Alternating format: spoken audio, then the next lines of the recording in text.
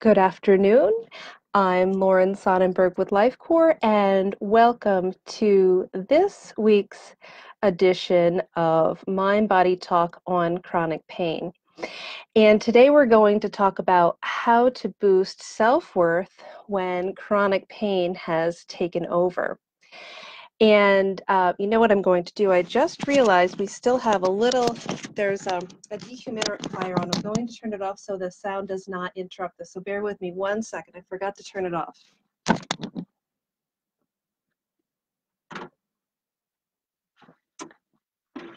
Thanks for your patience. And hopefully you can hear me better now once I get my microphone back on. So, it's not surprising that self-worth and self-esteem spirals down oftentimes for people when their chronic pain is worsening and worsening. You see functionality decline and quality of life for many people. And so as that happens, we're not surprised. As I said, we're not surprised to see self-esteem and self-worth go down, but we need to look at why that is actually happening beyond the surface obvious. We have to, in order to be able to change it, we have to kind of deconstruct what is actually happening. Now, see, a lot of times people have connected their self-worth through their identity, through what they do in life, through their roles as a parent or as a teacher, as a CEO, as an athlete, you name it.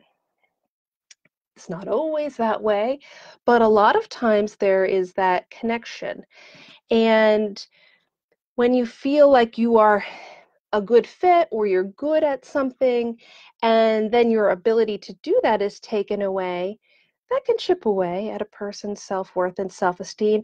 And that's because in that kind of a situation, self-worth is set up as coming from an extrinsic or something outside of you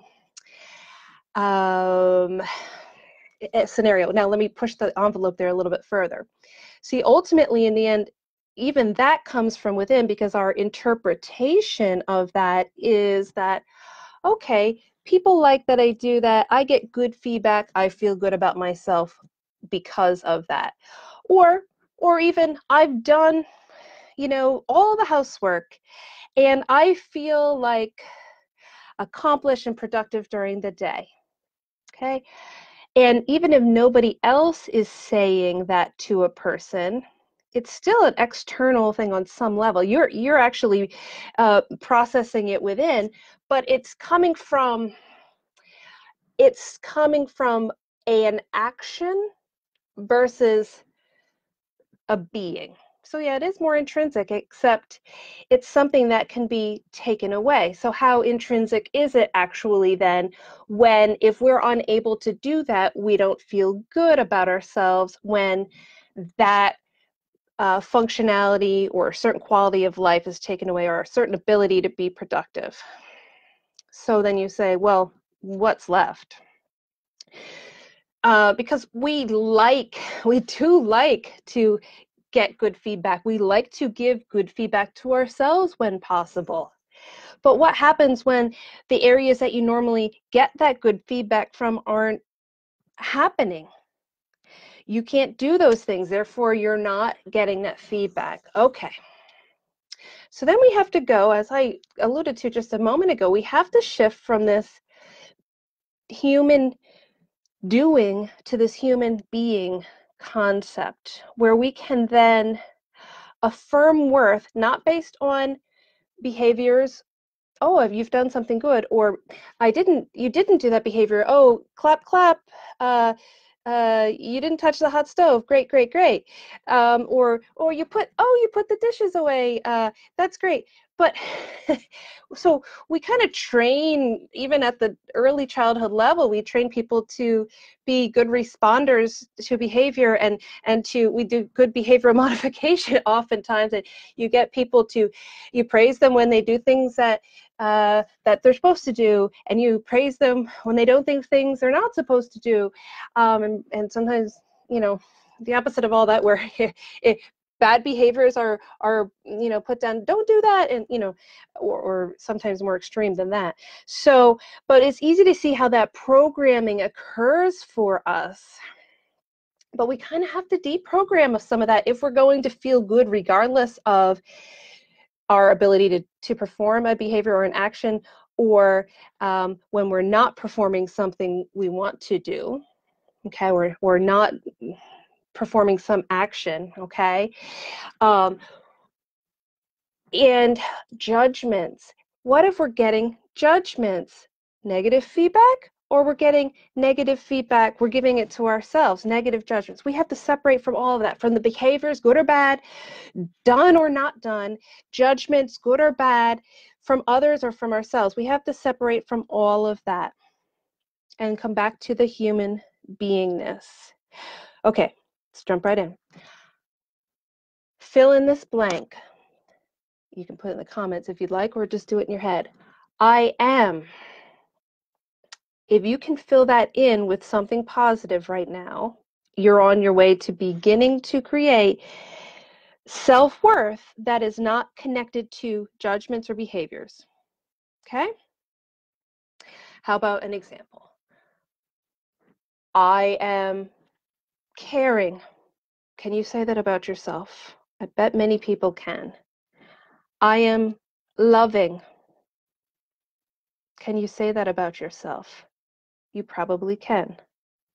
You don't have to love every single person that you've ever encountered or feel love for them. Are you, in general, somebody who cares for the goodwill of other human beings? I am. I am loving. I am caring. Those are two good ones to start with. We can add to that.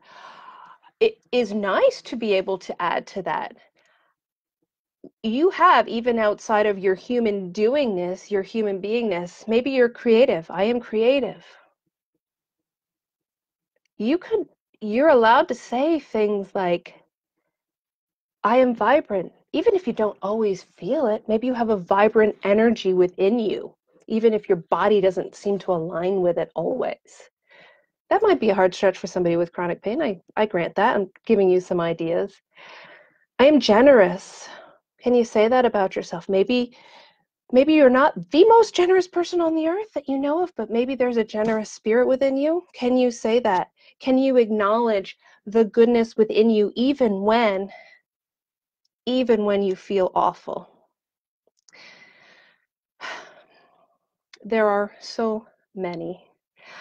I'm going to challenge you, even if you're a person watching who doesn't happen to have chronic pain currently, or pain at all, or any physical symptoms right now, challenge yourself to come up with 3 I am statements, not negative ones. Obviously, they have to be positive here. I am motivated. I am driven. I am kind. I am determined. I am positive. And that doesn't mean you have to be positive in every single moment. How about I'm positive right now? I'm hopeful. Be any of those things that you want to. You can try them on. Try them on, even if it's the first time you've said them ever to yourself, or at least for a long time.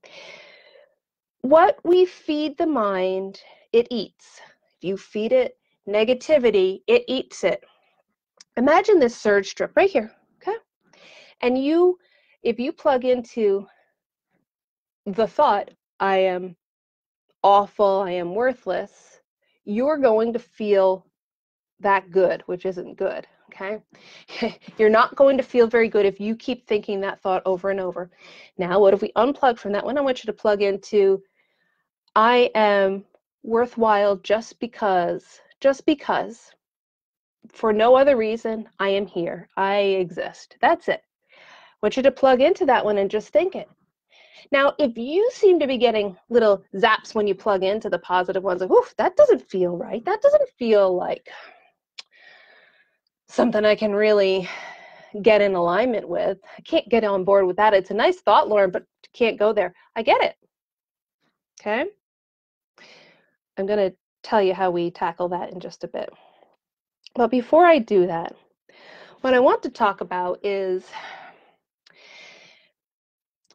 we have to, and this goes in line, of course, with our topic of boosting self-worth.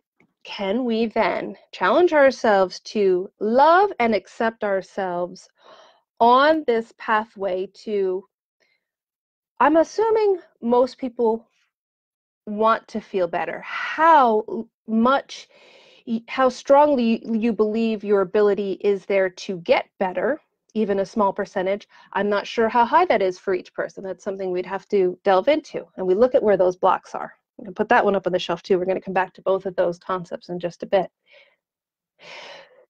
Whatever your goal is, maybe it's, I just want to be able to get through the week without feeling demoralized, or I just want to be able to walk up the stairs, or I just want to be able to do a load of laundry, or I want to be able to feel like I can go accompanied with somebody to the grocery store.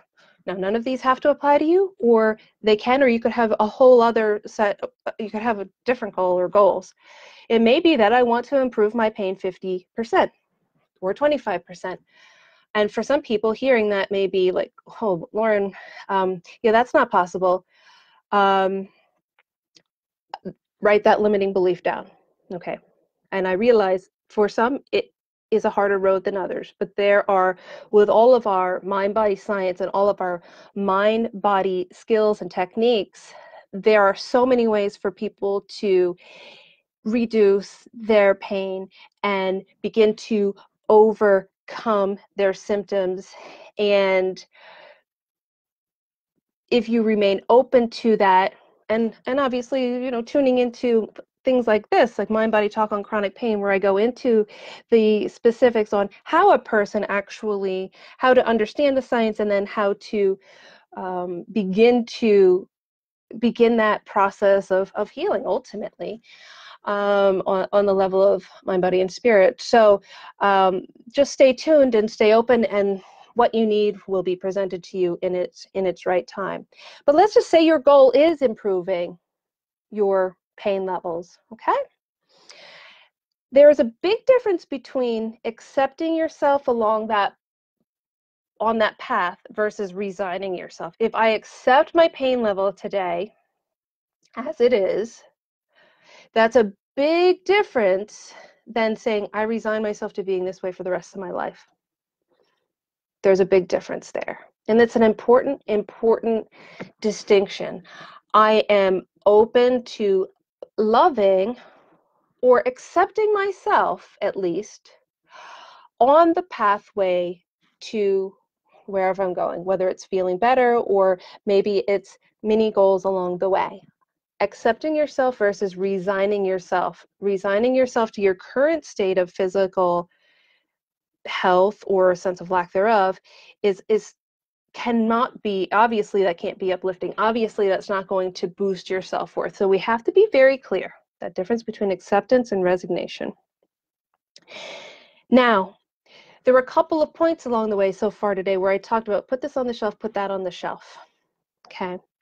If you were having trouble coming up with positive I am statements, and all you could come up with were negative ones, or maybe there was a positive one that you really wanted to be able to say and feel, but you couldn't, write that one down if you haven't already.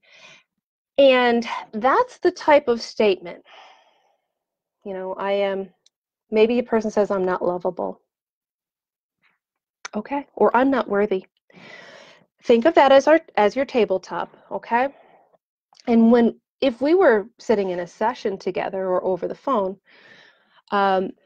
using EFT, which is the emotional freedom techniques, it's acupressure desensitization. I'm not going to go into all the details about that today because I don't want to get off the topic, but we would use that tool, that technique or set of techniques in essence, to find out what are the legs of the table, what were the various event, was there a big event that led to feeling I'm unworthy, or were there multiple events through the course of your life and they built up, some more traumatic and more powerful in terms of changing your self-view and your view of the world?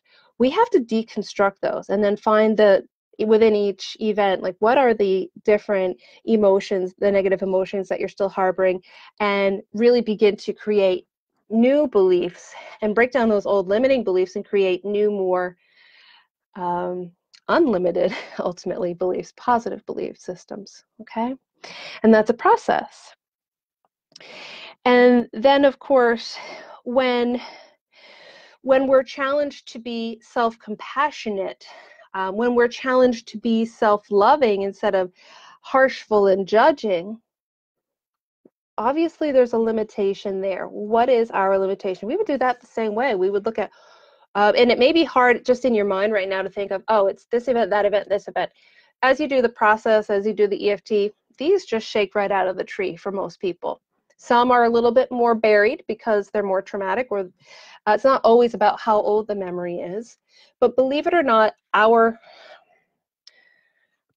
life events, and you can say, well, I can imagine like this big life event, I can see how that impacted me. But even some of the seemingly smaller ones, believe it or not, oftentimes have a big impact on us. And they might surprise you because sometimes they're not as emotionally charged as the other ones. Oftentimes they are, though.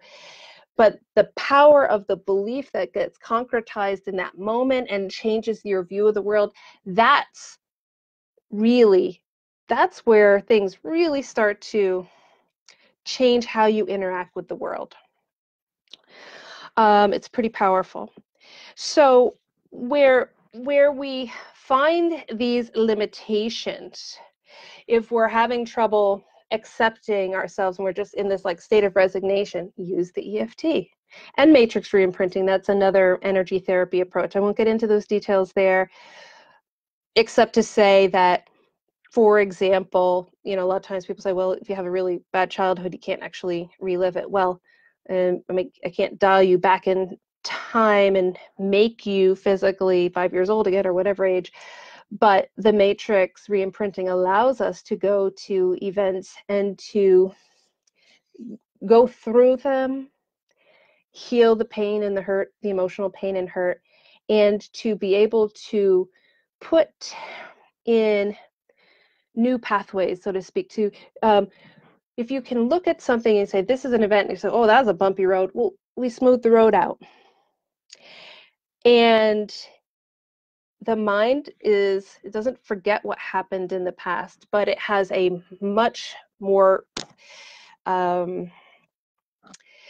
it's like you have the memory without the trauma, if you've properly done that work. So that is a very powerful tool.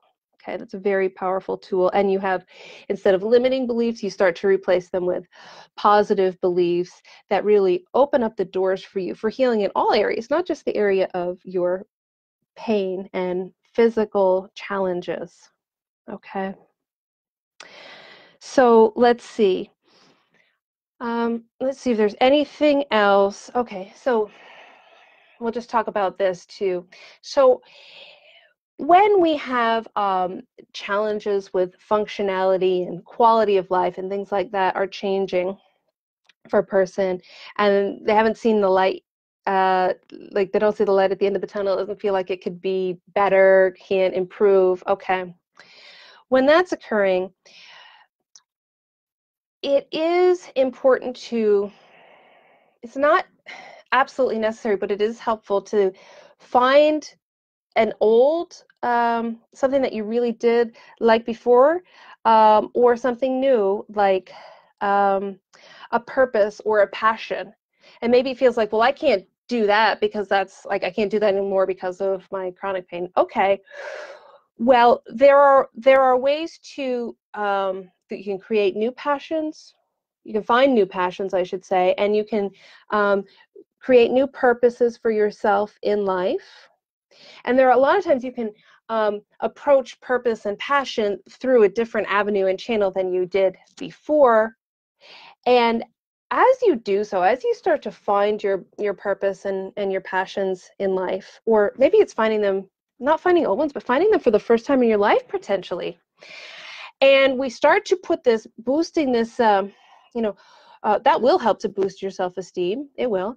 And then we use these other techniques we talked about before, shifting from a human doing behaviors and judgments and getting those disconnected from our worth and just connecting it to our human beingness, I am, and then filling in those positives. When you start to do that and you start to feel the accumulation of those, your self-worth to shift and change and improve. And especially if you want to supercharge that process, definitely use the EFT, because that will help to really bust out those negative and limiting beliefs, those negative emotions and limiting beliefs that you may have held for a long time. So I would strongly encourage you to try some of these, try some of the I am statements. See if you can come up with some really positive human being versus human doing type statements, and look at where you're at right now, and reach out. Either join the free chronic pain group that I have. It's in the wording above the video, or reach out for a free wellness consultation. We can talk about how it is that I could help you feel better. And it's time, I imagine, for many of you to see the world through fresh eyes and to realize that there is a better way. There is a way to boost your self-worth and self-esteem, even when your chronic pain's there, and to shift things in life, and to start to see things from this through a different lens, and break free of this kind of cycle that you're trapped into. Because the one other thing I wanted to make sure to say is that when we look at many of the chronic pain diagnoses that a person experiences, not all of them, but many of them are actually due to, now this is, I'm tying in German New Medicine here that I talk about in a lot of the Mind Body Talks on chronic pain. So when you have a self-devaluation conflict, it's actually a biological or bio-emotional conflict. And when you go through that, you have a loss of cells in the area that your body ends up later on feeling the pain in, because as you start to resolve that conflict, those cells regrow. Then you have the swelling, the pain, the inflammation in that area, and the regrowth of those cells. So here we're talking about boosting self-worth. Well, for many people, that was the origination, the self-evaluation, the self-worth issue was the origination of this biological shift within their body. That's an adaptation to actually help you become stronger. But we have to break out of that cycle and out of that loop. So it's not just that self-worth always goes down after a person has chronic pain. A lot of times it was already on its way down prior to, or there was a distinct event or events that made it take a dive in a certain area or areas of a person's life. So it's all tied together. And that's why this is so crucial. This is so important for us to look at. So if this helped you or inspired you in any way today, put a like or a little heart button and share it with somebody you know who needs some help with their chronic pain. Somebody that you know who's had their self-esteem or their self-worth kind of bruised through their whole experience of chronic pain. So reach out, help somebody, and feel free to reach out to me as well. I look forward to seeing you all next week, and same time, same channel, Mind Body Talk on chronic pain. Have a good one. Until then, take care. Bye-bye.